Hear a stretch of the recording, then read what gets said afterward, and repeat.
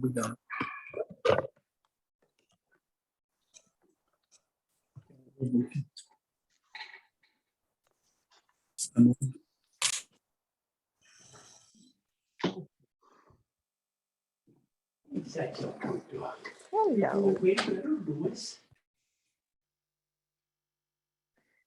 Hey, Jules. Hi. Good to see you. Thanks for joining.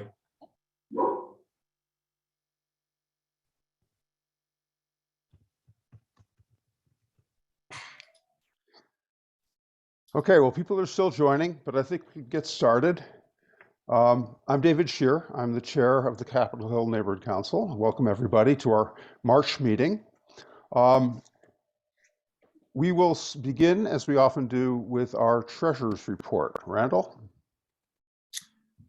Yeah, I've got that right here. Business checking, $1,112.67, and in savings, $2,803.10. Have there been any transactions at all this past month? $10 transaction, which John Mitchell brought to my attention for renewing our corporate status. Good. Okay. That's all. Okay. Are there any questions? Okay. Thanks very much. Sure, interest rates are going up on the savings account with the federal funds rate changing today, right? Yeah, yeah. A silver lining. Right.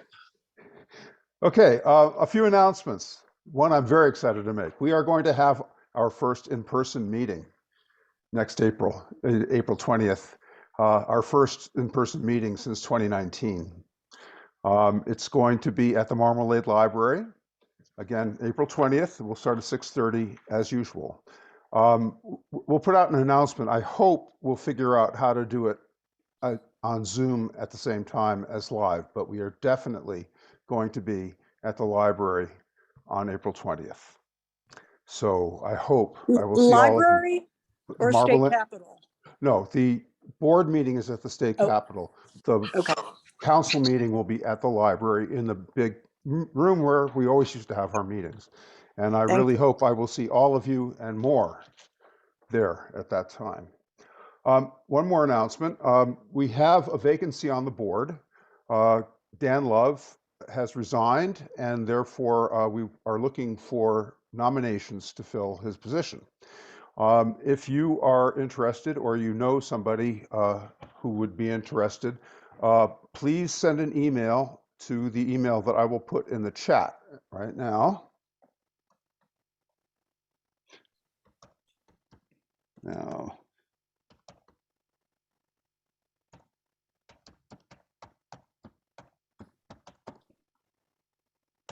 there you are. And it's perfectly fine. In fact, it's encouraged to nominate yourself if you are interested. We would certainly all be very thankful and grateful for your help and participation. So I have already received a few nominations, and I thank the people who have stepped up. But we will be discussing this and voting on a new member at our meeting on, is it April 6th? Is that when can somebody on the board help me? When is our April 4th. April 4th. Thank you, John. Okay, so that's effectively the deadline for nominations. So please feel free to nominate yourself or somebody else who lives in the neighborhood. That's really the only requirement. You have to be over 21 and you have to live in the neighborhood. And look forward to seeing some volunteers. Want to give you a very, very quick update on the status of our traffic calming plan. Normally I would ask Brian to do this, but it's so quick, I think I can handle it. We are in the process of developing a public participation phase for the traffic calming plan, which will involve information posted easily accessibly on our website, a section of the website where people can leave comments, and we will also be holding local meetings in smaller areas. Like we had one here up in Ensign Downs a little while ago. We'll be holding similar small area meetings for people to learn about the plan and also to offer comments as they affect their particular area. We're looking for very fine grained, detailed feedback on your street and the streets around you that you are most familiar with. So please watch your email and check our website for notifications as to when those meetings will take place. We expect it to begin perhaps in about 2 weeks. Okay, those are our announcements. Is there anybody else who would like to make an announcement or say something at this point? Okay. Do we have Chris Wharton with us yet? Chris is in Washington, Oh. D.C. with the council, so he Right. will not be present tonight. Okay, thank you, Polly. Yep. I see Detective Samuel Fallows. Are you here to speak for Bob Norgaard? Yes, yeah, I'm here to help him out today. He's been covering Sergeant, and so I've been helping him out with that. Well, so welcome. Welcome. Thank you. Thank you. So, sorry, do you want me to do it now or? Yeah, please. Okay. I apologize. My first meeting with your council. So good to meet everyone. I'm Detective Sam Fallows. I'll be taking over Detective Meinzer's spot when he promotes. Currently helping Detective Meinzer and Detective Norgaard with their duties. So I went ahead and pulled all the stats for your area, for the Capitol Hill area. And we'll go over those. So this is all going to be for the month of February. And there were a total of 177 geo reports for that time frame. Your top 5 calls for service were hit and run accidents. There were 11 of those. Non-reportable traffic accidents, there were 9 of those. And then vehicle burglaries, someone breaking into cars, stealing stuff, there were 9 of those. And then your reportable traffic accidents, there were 8 of those. And then there were 8 trespassing calls. You also had, so your police assistance, I like that call because that is generally our citizens calling in, asking us to either check out some suspicious activity or having us come to the area, because of, whatever it may be. But those are usually proactive calls where citizens are calling us saying, hey, I need you to come check on something suspicious. And so there was 10 of those for the month. And that's really good. We like seeing that. We like to see our citizens call us on, anything that might be suspicious to you, anything that might be out of the ordinary. Feel free to call us on those things because we like to be able to show those stats, and that helps us be able to drive our resources to specific areas based on that kind of stuff. Then in addition, I'm gonna put some links into the chat here. Going back to the vehicle burglaries, it's a good reminder to make sure we're locking up our vehicles, make sure we're reminding our neighbors of the same. We've started to see kind of more of those throughout the city. So I'm going to add a link to our online stats if you guys want to go into a little more detail. I'm going to add a link. I just add this on all the community councils for a bicycle registration link. That is something that helps with the thefts. If you have a bicycle and it gets stolen, we can use that to go ahead and not track the bike, but if we find it, then we can verify that it's yours because we'll have the serial number through that report. And then lastly, I'm going to add a link that is for if you have any kind of speeding issues. I think the traffic accidents are a good indication of that. 3 of your top 5 were traffic related, incidents. And so I'm going to add that link in there so that you guys can copy that and send in any kind of requests you have to our motors unit. I do know that they go up there quite often, especially to the Capitol Hill area, and they work on, the loud mufflers and the speeders and those types of things. And so I put that link in there as well. And I'm going to go ahead and add my contact information if you'd like to get a hold of me for anything. But that's what I have for y'all tonight. Does anybody have any questions? Well, just to clarify, Detective, are you going to be filling Detective Norgaard's role from now on? No, I won't. My permanent spot will be, my permanent spot will end up being districts 5, 6, and 7. But I'm just helping him out, and it'll be kind of intermittent over the next like month or so, depending on how much he has to help cover for sergeant. And so, so it kind of depends on that more than anything, but you can send them to me if you have any requests or any issues. And if he's working or something, I can forward it to him, or you can send it to him as well, and he will forward it to me. So, but either way. Okay, thanks. I have Are there any comment. other? Yeah, Brian, go ahead. Yeah. So I've noticed this rundown. These are stats. These are after the fact. These aren't stats on prevention. And I think a really important role that Salt Lake PD can play is engaging in the neighborhood and having a presence to prevent many of these stats from growing. But I think one of the important things, what the hotspots are next to grade schools and next to libraries and next to places where people convene. And it's not just, there are many, as I'm sure you know, there are many areas that are dangerous due to traffic. And I'm wondering if you can pass the message on that we're inviting Salt Lake PD to join us at our next transportation committee so we can talk about prevention measures. Yeah, I mean, when is that meeting going to take place? It's next Wednesday at 5:30, and we'll send you a Zoom meeting. And who is it you would want? Like, would you want our motors unit to Captain be there? Yeah, motors would be good. Yeah. They were attended a couple of years ago. It was very helpful, but we had just kind of a one and done response. And so, yeah, if we can work on something a little more long-term education and / enforcement program. We had a very good meeting with UHP, like Glenn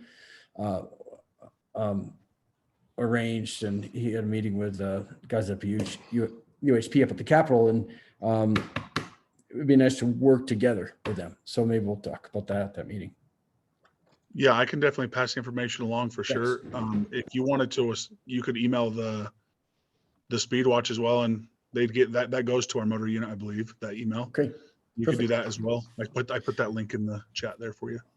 Thanks a lot. Yeah, thank you. John, don't forget to unmute. John, you need to unmute. I missed today's Transportation Committee meeting. Didn't find out about it till late, but there's another one next Wednesday.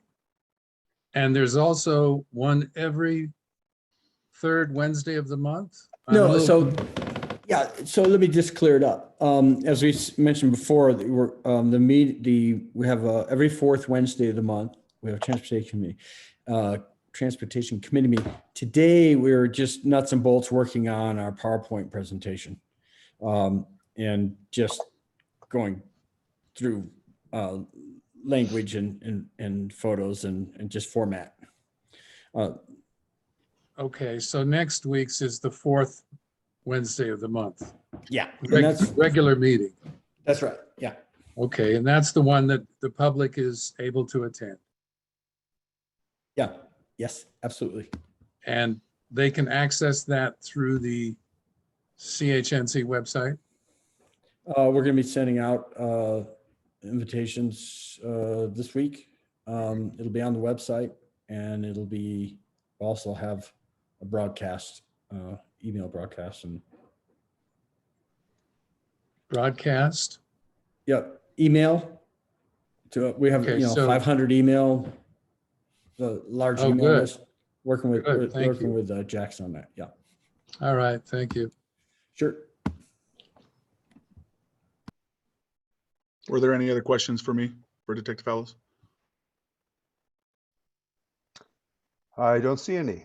Thank you very much, Oh. Sam. I might as well ask you, Oh. Detective, how, I'm sorry, a quick Go ahead. question. How are we doing with the new recruits working their way through the academy? They're doing a great job. I mean, so we had a group come out not too long ago, and they're in the field training phase. And then we have another academy that started pretty recently. And I believe they're putting another one on over the summer. So go ahead, sorry. And is the graduation rate pretty good? Yeah, 'Cause I'd say, I don't know the exact numbers for you. I wouldn't have them like right off the top of my head, but I want to say at least probably 90% graduate, I would say, generally. That sounds pretty good. Yeah, it's generally very high. All right. Sometimes you. they get washed out during the field training, but the graduation rate is usually pretty high, like in the high 90s, I would imagine. Okay. I could be wrong.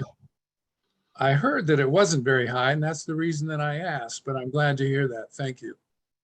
Yeah, you're welcome. Any more questions for Detective Fallis? Okay, thank you very much, Detective.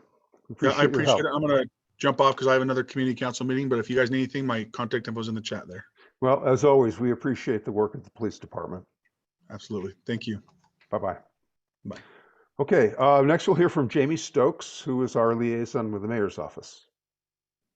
Hi, everyone. It's good to be here. I'm looking forward to seeing you all in person. I started this role after you guys had already been meeting on Zoom for quite a while. So I haven't met many of you in person and looking forward to doing that. I also wanted to apologize for last month. I was out of the office and I had arranged for a colleague to come and visit this meeting to deliver updates, but I hear there was kind of a miscommunication on his end. So apologize for that. Did not mean to leave you guys hanging with updates, but hopefully I can provide some good updates today to make up for it. So basically, I just wanted to drill down since you are always full with a lot of interesting information. So wanted to focus on the two maybe newest or best ways for you all to get involved with the city right now. The first one is to participate in a survey that is all about gentrification mitigation. The city is embarking on a study, and we're beginning that with a survey. The whole project is called Thriving in Place, which is a reference to us and everybody's desire to keep folks in their homes if they wish to stay there. So I will put a link to that page in the chat, and it includes a survey and a lot of other information about the project. And that is just in its infancy. So we'd really love more feedback from you all on that topic. The second thing that I wanted to let you guys know about is the affordable housing overlay. This was probably mentioned by Ava before I before I stepped into liaisoning for District 3. So it's probably not new to you all. You all would have had the opportunity to participate in a survey last year. The planning team took that survey and used the feedback to create some draft language, and the draft language is now available for everyone to comment on. And so I will put a bunch of links in the chat, including draft language, a summary of what the overlay is. It's basically incentives for developers to provide deed restricted affordable housing in Salt Lake City. So I will provide those links, and then also our director of planning had a Q&A about this topic on February 16th. And it's about 45 minutes long. So if you guys are interested in, maybe you're going on a walk or something and you just want to pull it up on YouTube and listen to it to learn more, that's another option too. So I will put all of those links in the chat, and I am so looking forward to meeting you guys. Are there any questions for me?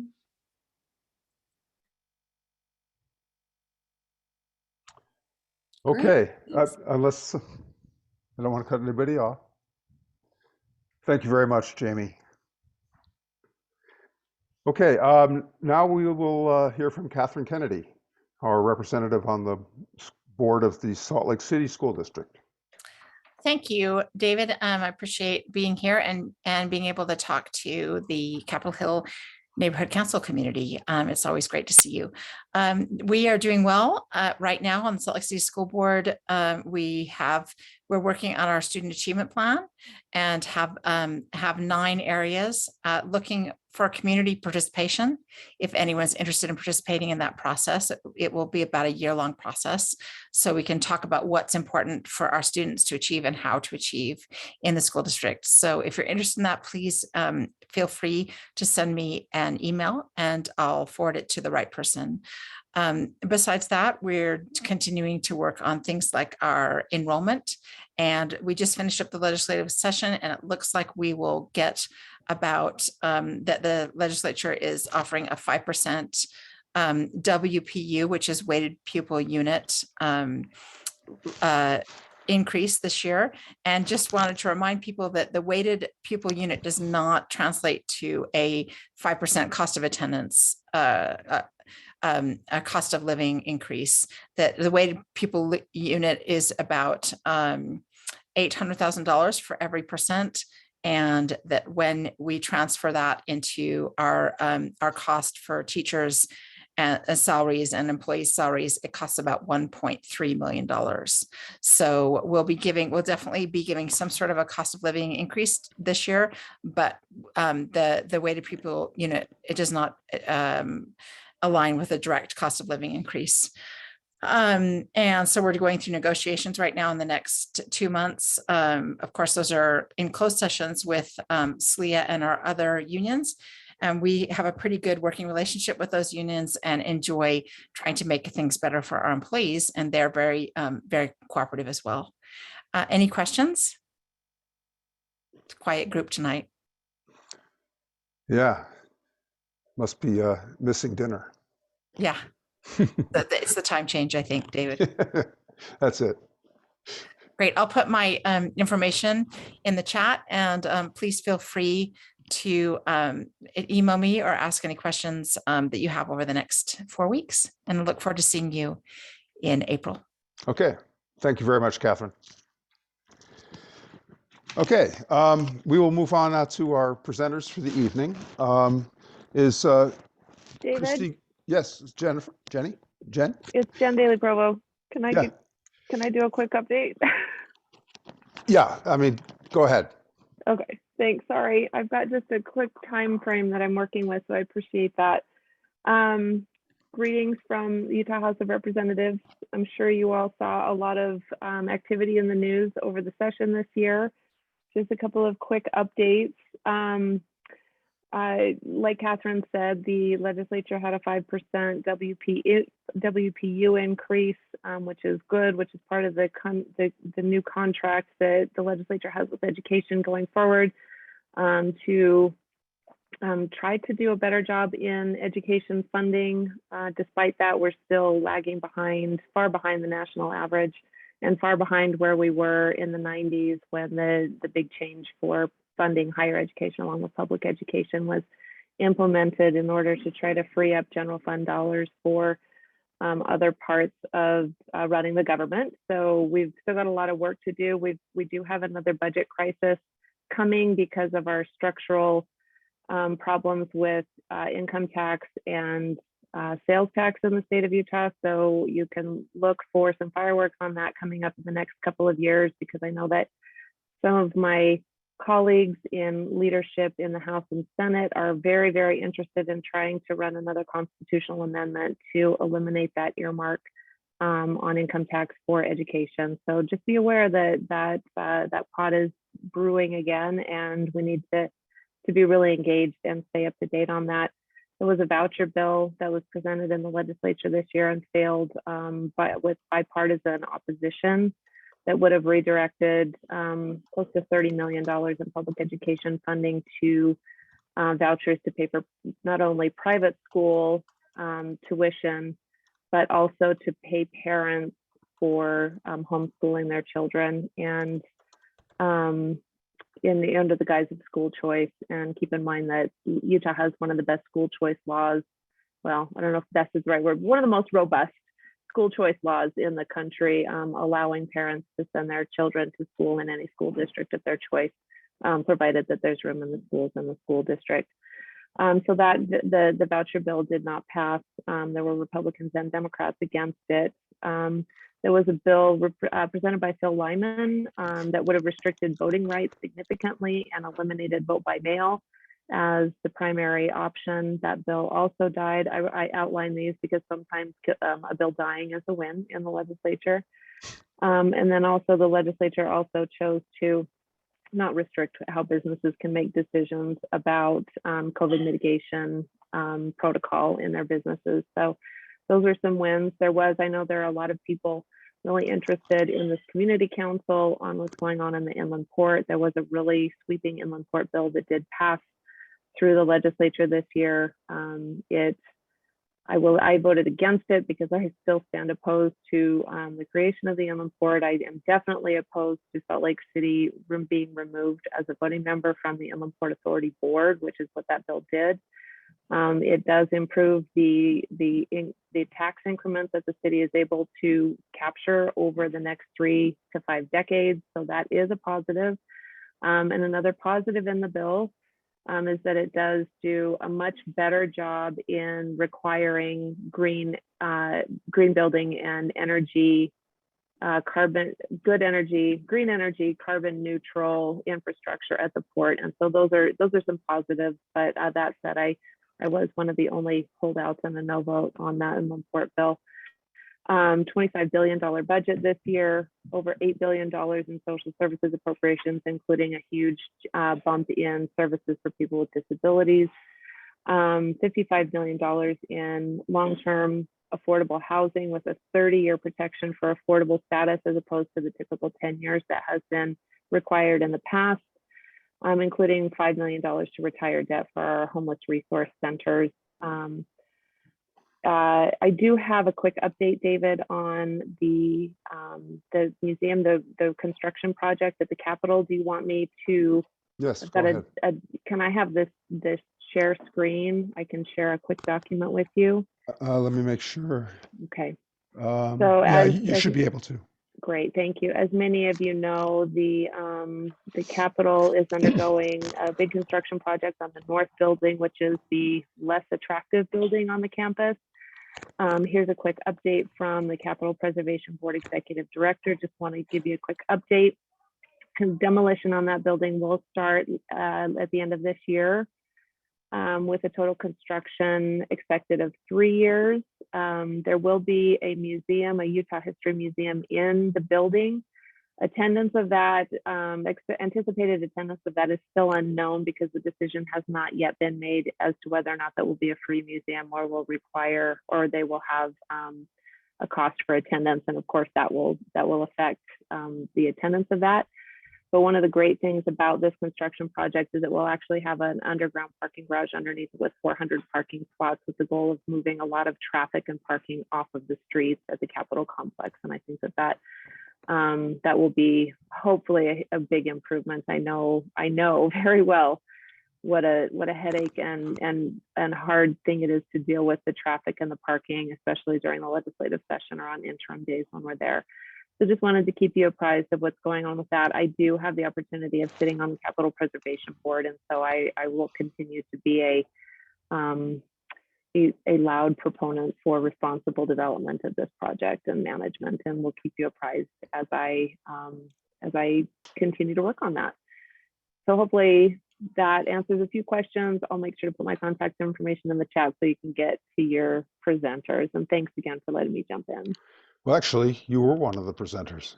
Oh, oh, good. And it was an excellent keep going? presentation. Yes, you actually can. And I would like to ask a couple of questions you might work in about this museum. You say the construction is expected to start in the first quarter of next year. How long is it expected to last? 3 years. So it should actually start in fourth quarter of 2020 for demolition, and then construction the first quarter of 2023. And the total construction is expected to last 3 years. And if you see this render here, it will look much more like the other 3 buildings on the Capitol campus. So visually should look a lot nicer. Another big benefit is that, so if you're imagining this, you're looking due south. And so the East Capitol Drive would be over here to your left. There will be a really big off-street pull-through for buses. So you won't have all of those giant tour buses parked on the shoulder of East Capitol Boulevard anymore, which I always found to be very stressful during the high traffic days on Capitol Hill. It's too early really to address this, but I anticipate some traffic issues related to construction. Obviously, construction sites employ a lot of people. They require daily deliveries of material, sometimes arriving on very large vehicles. Yep. And Fifth North, which is, I guess, the main street that the construction will front on, is already pretty heavily used. People moving through the neighborhood between our Ensign Downs and Marmalade, and there are people who live up in the DeSoto area for whom it is the way in and out of the neighborhood. Right. So I think that when the time comes, it would be great to sit down with the either the construction manager or the general contractor, however they set it up, and DFCM, and talk about how we're going to manage traffic. Okay, I've made a note, and I'll make sure that comes up at our next Capitol Preservation Board meeting. And to the extent that I can, I'll invite that individual to a future CHMC meeting so that we can have that conversation. Great. I see that they've already selected Oakland as the contractor. That's right. Yep. Okay. Well, then we know who to talk to. Yeah. Are there any other questions? Yeah, Polly. Yeah. Hey, Jennifer, Yeah. you made a mention that $55 million was the amount allocated for homeless. That was half what the governor requested.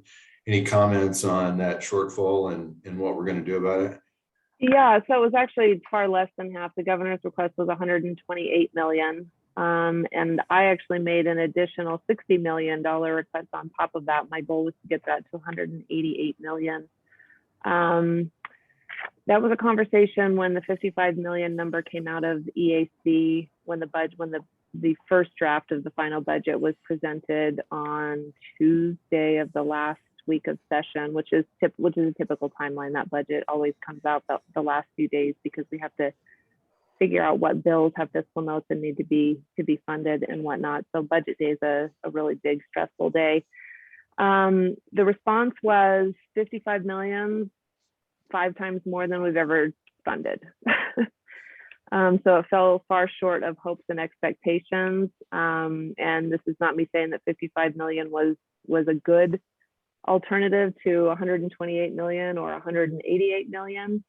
But $55 million gets us a long way. That will get us 2,500 deeply affordable units that will stay protected as deeply affordable for 30 years. That was one of the other provisions of the legislation. Typically, deeply affordable housing only has a 10-year protection when owners can move those affordable units onto the regular market. And so that will help a lot. But the other big piece on that funding is not just the units, but providing those wraparound services that are critical for keeping people housed, especially people who are at risk of becoming homeless repeatedly. So mental health supports, employment supports, childcare supports. I also was able to secure an extra $6 million in funding for those wraparound services for a segment of the population. So families who have an individual who has experienced incarceration, for that segment of people experiencing homelessness, there will be an additional $6 million. So that leverages an extra, so it makes that 55 million actually 61 million. Just because we're seeing if an individual has been incarcerated and they've paid their debt to society and they're out and they're trying to rebuild their lives, it's extremely difficult for people with a criminal conviction to find housing that is not the least desirable housing that's available. And the problem is some of those individuals have families and kids go into these living situations that just make it almost impossible to break the cycle of intergenerational poverty it puts them at a disadvantage in so many ways. And so if we can kind of transcend that and break down those barriers for some of these kids who are, you know, forgive the term, paying for the sins of their fathers, then I think that $6 million will go a long way to mitigating long-term negative effects for people who have experienced incarceration. So I kind of went down the rabbit hole on that, but I think that this $55 million is a start. And I promise you that there's nobody in the advocacy community who has looked at that and said, okay, we're done here, moving on. This is just, I think that this just needs to be the first of many years, decades going forward, where the legislature really steps up and recognizes how critical this is as an investment in our community and in our people and in our state, not just a one-time, here's your 51 plus $6 million, go forth and do what you can, and we're done here. So it does fall far short of goals and expectations, particularly given the huge budget surplus that we had this year. Exactly. $1 billion, $1 billion to transportation that was amended into the budget literally on the last day of session on Friday night, which has its benefits. Certainly, you know, we'll be able to double track front runner even more. We're able to pay off some bonding, which saves taxpayer money. Transportation is going to be critical, especially east-west corridors, because there's decent mass transportation north-south along the I-15 corridor. But people who rely on public transportation to get to work, to run their errands, to take care of their kids, and move back and forth east-west, north-south, that, you know, we need more. And I think that there was a lot of success. We saw a lot of success with Free Fare February. If we can try to leverage some of those dollars for better access for people, then we're moving in the right direction. So if I held the purse strings, we would have put a little less than $1 billion into public transportation and more into things like homelessness, all-day kindergarten. I would have fully funded all-day kindergarten. The original ask on all-day kindergarten was $28 million, and it got funded at $12 million. Again, that's $12 million more than the state's ever put in. And so that's a positive, and that will help a lot of families and a lot of kids really get a better start at life, because we know that that kindergarten, being ready for kindergarten and first grade, is one of the big factors that really ensures kids have the best opportunities that they can have to thrive.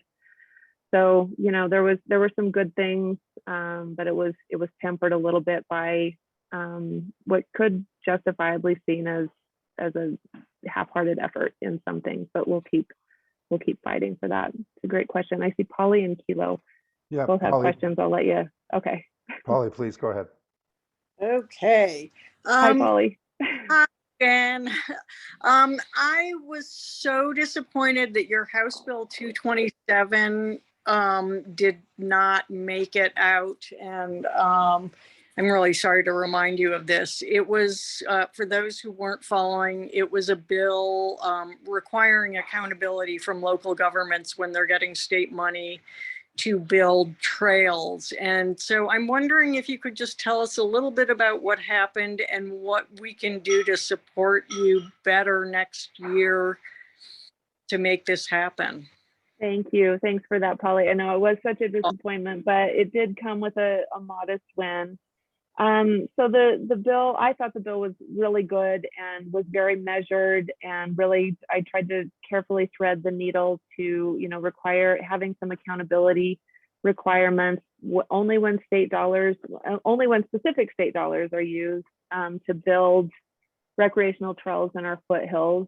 And the impetus was, if and when a public process is followed for trail construction, if the actual construction of the trails does not match what was approved through the public process, the funding reimbursements on the tourism tax that is funded through a small tax on tourism dollars could be at risk for the development of those trails. And trails, you know, we'll call it, you know, a certain segment of trail users who are highly funded.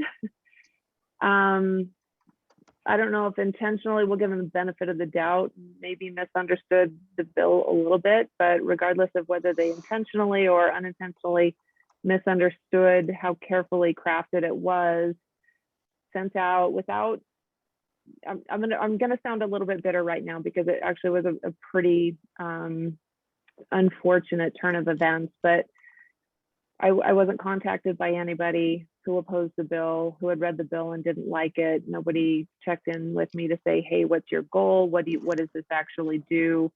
But a whole bunch of emails and notifications were sent out to broad swaths of community, you know, certain interest groups that misrepresented what the bill did. It overstated, saying that this is going to shut down every trail, that any person who's mad about a trail could throw up red tape willy-nilly, and all trail development would come to a grinding halt immediately, and that all funding would be at risk, and this is the worst thing that could ever happen to trails. I mean, the rhetoric was unfortunate.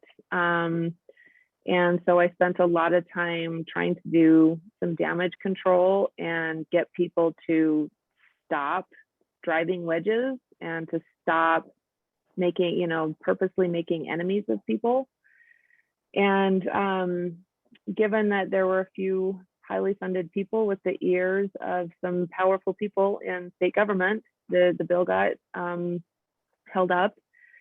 And so I came to the table and said, okay, here's what we're going to do. We're going to get some funding, and we did get $25,000 of funding to do a community outreach assessment to engage with communities across the interest groups to figure out how things can be done better, what needs to be done better, and to make some policy recommendations that are consensus issues on how to better handle the construction, the planning and construction of trails that are funded with state dollars going forward. So that did get funded and passed. So thanks for the question. Thank I'll be you. working on it. Good. I'm glad that you are kind of moving forward with this one way or another. One step at a time. Every good bill takes a few years, and this was year one. So getting that funding was a big win. Thank you. Yeah, thank you. Thanks, Polly. Kilo, good to see you. Hi, JDP. How are you? I'm well, thank you. First off, I wanted us to share with this committee. I've had an opportunity to observe representative every year because I spend a lot of time at the Capitol in classes, and what a wonderful legislator you are, and the way you're working across the aisle has been exceptional. And I just wanted to share that with everybody. But I also wanted to point out something, and maybe you could talk a little bit about one of your successes, which is the medical practice amendments, or the medication for inmates bill that you passed, which to me, if you could talk about it, but also for the rest of us, I believe that this specific bill is another way that we begin to decrease homelessness in our community by what it was drafted by you. And could you share a little bit about the win and what it is so we understand it? Yeah, thank you so much for the kind words. I really appreciate it. And right back at you, Kilo has made a career of engaging college students to be amazing advocates and policy wonks and future electeds. And I wish everybody could understand just how much of an impact he's making in our communities and for the future of our states. It is truly an honor to work with you as well. Thank you. So medication for inmates is a bill that I ran my first session, and every session since, we finally got it passed with a big bow on it this year. It took all 4 years. But I learned shortly after my first election in late 2018 that in the state of Utah and most states, that when individuals go into the jails, there is a constitutional requirement, U.S. constitutional requirement for inmates when they go into incarceration to continue to receive medical care. But for whatever reason, our state had decided that that did not include contraception medications for female inmates. And I will go so far as to say also for any transgender males who may have contraceptives, just to be completely inclusive. And that was believed to be completely discretionary. And that's as a woman who has been on contraceptives for both birth control, but also for medical conditions, found that to be absolutely untenable. And so I ran the bill in the 2019 session. All of the jails came back and said, this is horrible. You can't do this to us. If we give women birth control, what's going to stop the men from wanting ED medications? And so going from that conversation in 2019 to this year, getting the bill passed with strong majority in the House and unanimously in the Senate, finally, with a fiscal note. And that was the big thing, was getting it funded. That meant we had a lot of conversations with a huge contribution from Kilo and his students talking to legislators about what this medication actually means. And medication, of course, birth control is used to treat a lot of conditions, but by definition, and if any of you have heard me speak before, and if you haven't, that's fine too, you know that one of my top personal academic and policy priorities is improving health outcomes for marginalized communities in our state. If for me, it's a moral issue, but even if it's not framed in a moral issue sense, bad health outcomes are bad for people, but also bad for communities and bad for the economy. And there's so much that we can do. And our incarcerated population is by definition a vulnerable community, and one that I feel very strongly about fighting for. And so, you know, this is, whether we're talking about health conditions or not, it's also a population that should not be at higher risk of unintended pregnancy, because the outcomes are not good for the mothers. The outcomes are rarely good for children. We want people to have babies whenever they want them, but taking someone on and off birth control completely nullifies its effectiveness. You can't just start taking it and automatically have it be effective for preventing unwanted pregnancies. And so every year for 4 years we ran it, and finally we got it passed last year, but it had a sunset date on it because it was funded with one-time funding, funding that just lasted for a year. But that gave us an opportunity over the last 12 months to do a pilot program with the jails in the state. And the positive benefit in that was that it gave us a much more clear picture on what the actual cost would be, which was a fraction of what the original fiscal note was in 2019. So thank you, Kilo, for giving me an opportunity or prompting me to talk about that just a little bit. But he is absolutely right. Unwanted pregnancies for people in incarceration absolutely exacerbates risk of homelessness for people that are already struggling with a lot of comorbidities with regard to social determinants of health. Great. Brian. Yes, I'd like to echo the admiration for the state's gift of a legislator and our representative. You've done a great job. I want to get back to the North Capitol Building, a Museum of Utah.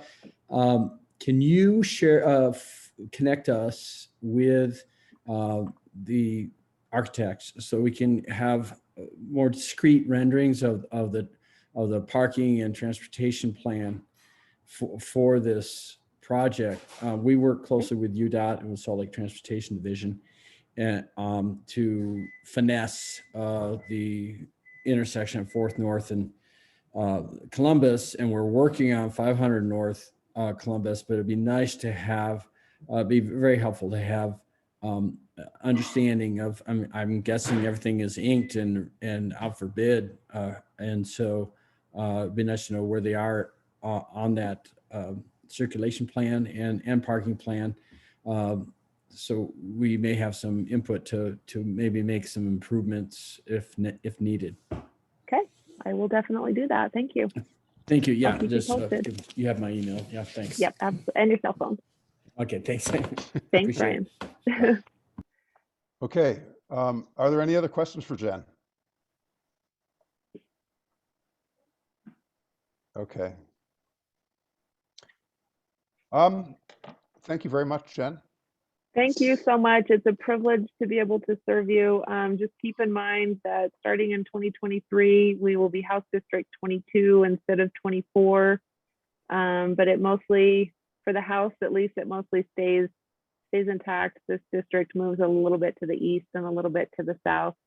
But if you live on the east side of 3rd West or east, I still have the privilege of representing you. If you live on 3rd West, the west side of 3rd West or west, you will have the distinct honor or pleasure of being represented by Sandra Hollins, who is a fantastic legislator. So regardless of where you end up, if you're on that west side of the district, you will have phenomenal representation there as well. Great. Thank you very much. Thank you, everybody. It's good to see you. Stay well. Okay.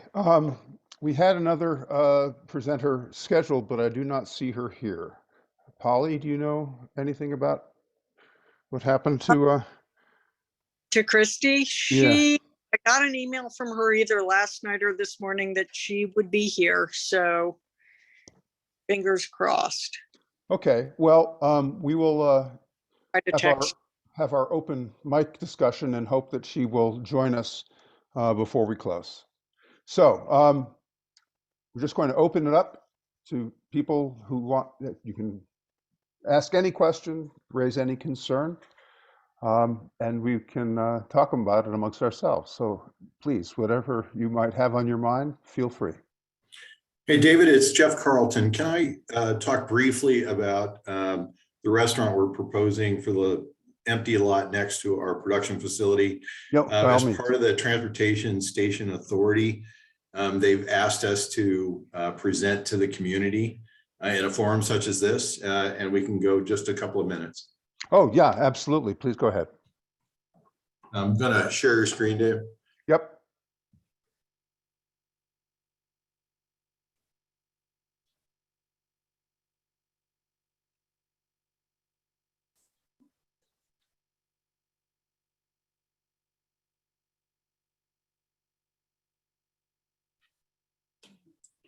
Okay, if you want to go somewhere else, we're working on getting the presentation up there. All right. So again, open to any comments. So Kilo said he has a couple questions for me. I'd love to answer them if he's available to ask them now. Yeah, go ahead. Thank you. First off, thank you for serving on our school board. I appreciate that work. I know how challenging it is, especially during this time. My first question is about two bills that have passed. One that is, I think, extremely successful and would love to hear your comments on, and that's the period products in schools. What an enormous change. So I'd like to hear about that one. And then if you're briefed, if you could share with us about the student eligibility in interscholastic activities, which is about how we do and do not integrate trans students into athletic programs. Well, so I think a lot of people were disappointed that bill passed at the last minute. It was sort of slipped in. I'm sure you know about that. That I'm talking about the bill that prohibits trans female athletes from competing. Governor Cox has said that he'll veto that bill, and I think that's what everyone's hoping. What we know is that trans children, trans athletes have a big struggle, and that we want to support them as much as we can. So I think we can talk about policy making, but doing bills at the last second like that is not really good policy making. So I hope he does follow through with what he said and vetoes that bill, Governor Cox. So about the period products in school, that was a really exciting legislation, in my opinion. In fact, there's a group of school board members, and by the way, thank you, Keela, for what you said about serving on the on the school board. Sometimes it's great, sometimes it's not so great. But it certainly is important, I think. I did not file to run again. I'd always planned on not filing, but I think we've got a great set of candidates. And in fact, one is part of the Capitol Hill community. And I think that that person is particularly strong, and I will be supporting Ashley Anderson. So she's been part of this community and she is running for my seat. So I just will announce that. But there's a group of school board members that from across the state that meet in a council called the Joint Legislative Council of USBA, Utah School Board Association. And we determine whether we vote to support, oppose, or remain neutral on education-related bills. And this bill that supported providing free period products or women's menstruation products, if you're wondering what those are, in schools. And it is actually interesting to know, most people don't realize that up to 25% of students in the United States miss school, of women miss school because they don't have adequate access and have missed school for that reason. And certainly in areas of our states, that's more, in areas of Utah, that's more pronounced than other areas. So for example, I think it's pretty dramatic attendance rates loss in places like San Juan County, for example. And so the USBA had a debate about this, and I strongly advocated that we support this legislation with that information that a lot of students do miss school. And I don't think that many school board members even were aware of that. So it's really wonderful that we have this. There's now a requirement and there is some funding attached. So thank you so much to our legislators for doing that and providing funding to provide machines that'll provide free period products to students. And there's some funding for ongoing supply of those products. So that'll be wonderful. It is very true that students that miss class for any reason do end up falling behind, of course. I mean, attendance is important. We know that from all the statistics. And so anything we can do to make it so women can attend school is really important. And so I was glad to see that Utah School Board Association, the Joint Legislative Council of USBA, did support that ultimately, even though there was some question about why we would in the first part. And then that the legislature did pass that into law. So that's a really great stride for if we want to educate our young women as well as we educate our young men. Did I cover those completely? In a marvelous way. And just for all of us to think about if there are young women who are skipping classes, to think about how amazing it is that we're going to get them back into the classrooms, which I think contributes to the health of our broader community. So I appreciate that. And I appreciate your positive outlook on it. Thanks so much, Gil. I appreciate the questions. Very interesting. I personally was not aware of that particular bill. Anybody else? David, I'm back. Can we? Okay, you ready? Screen? Yep, go right ahead. Okay, so just briefly, and I can answer as many questions or not. This is a view of the existing production facility. On the bottom of the screen, you're going to see the outline of the restaurant, kitchen, restrooms. It is a 2-story timber frame building. On the inside of the building, there is a balcony on the left-hand side that looks down into the restaurant. On the outside of the building, there's a balcony that looks down into the stage area. I think everyone knows for the last 4 years, the garden has been an outdoor entertainment venue. Usually we've had entertainment on Thursday, Friday, and Saturday nights. And that would continue under this. This is just a year-round venue, air conditioned in the summer and heated in the winter. In the past, we've only been open from May to October. I don't know if you can see the screen. This is the interior of the building. It gives you a better sense with the stage on the left-hand side, kitchen on the right-hand side. We actually will have a small stage interior to the building during the winter months. And then I think this, that you see a little bit of the balcony on this view, looking into the restaurant. And here is the view from the street. This is from 4th West. We've used a lot of glazing. And again, we've tried to bring some essence of a European style beer garden, a lot of cafe tables and patio to the front. But once you get inside, really heavy beams, timber frame construction, 2 stories. So it should be a very kind of unique experience on the front. This is a view from the north side. This is a view from the west side. So this is the upstairs balcony that's looking down on the stage. And then you see these 2 dormers. This is interesting if the community is not aware. Red Rock Brewery has purchased the lot on the corner of 4 North and 4 West. So they're directly south of us. They're putting in a 26,000 square foot new building as their brewery headquarters. They'll have a tap room, some entertainment space on the 2nd floor, but it's primarily a production facility. So if we go back to the very first, if you look at this view, we are surrounded on the south and most of the west side by a 2-story, 23-foot cinder block construction building. So the restaurant's going to look very different. I mean, everyone's used to seeing it next to an open lot. My understanding is they have to start construction by April 16th, or they have to go through the permitting process again. We've been in contact with their architect and some of their engineers just to kind of coordinate construction flows. So this corner, this 4 North, 4 West corner is going to get very busy for the next 6 months in construction. And then it's going to look far different. And by the way, as a pitch for Red Rock Brewery, their building is going to be gorgeous. You're going to want to go down there and take a tour and visit their tap room.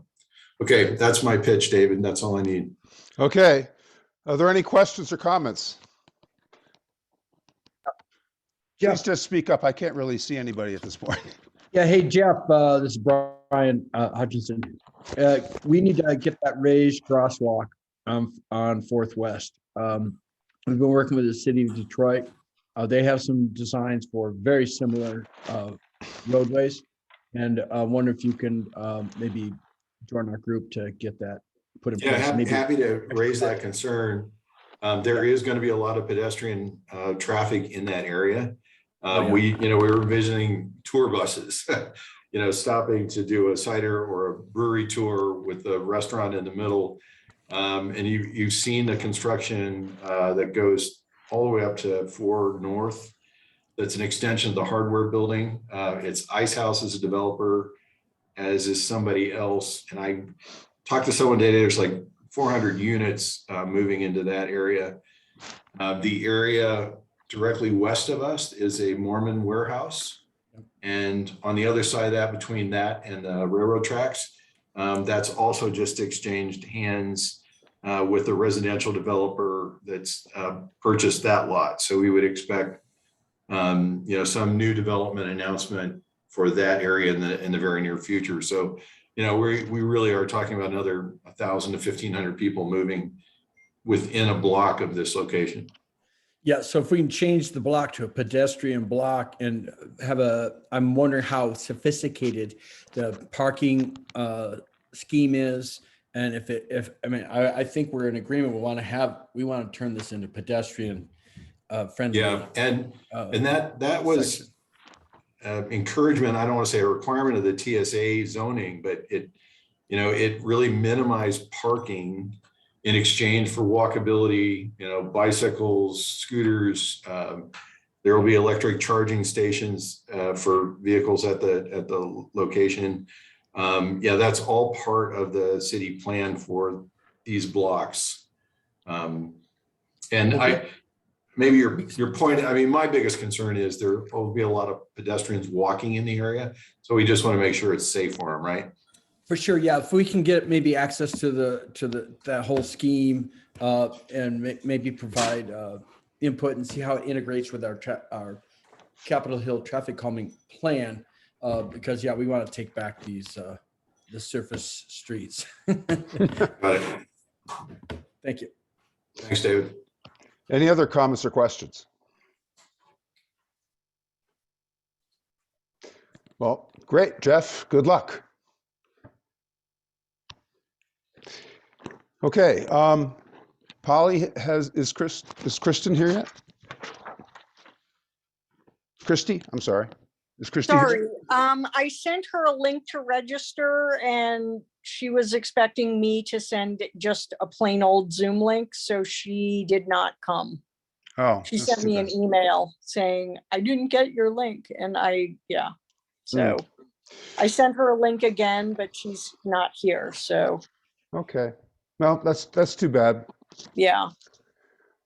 Okay, that's everything that we had planned, but we have some Yeah. time left over. And if anybody has any comment or question they'd like to raise, please feel free. Just unmute yourself and go ahead.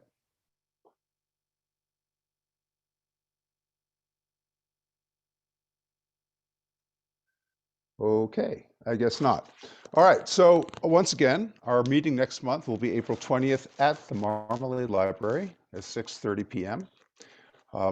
And we will see. I will make an announcement in a little while about whether we can do it at the same time on Zoom. I'm not quite sure how to make that work yet, but we will try. We have an opening on our board and are soliciting nominations to fill that position. And the board will be discussing it at our next meeting on April 4th. So that is the deadline for submitting nominations. So if there isn't anything else, we can adjourn.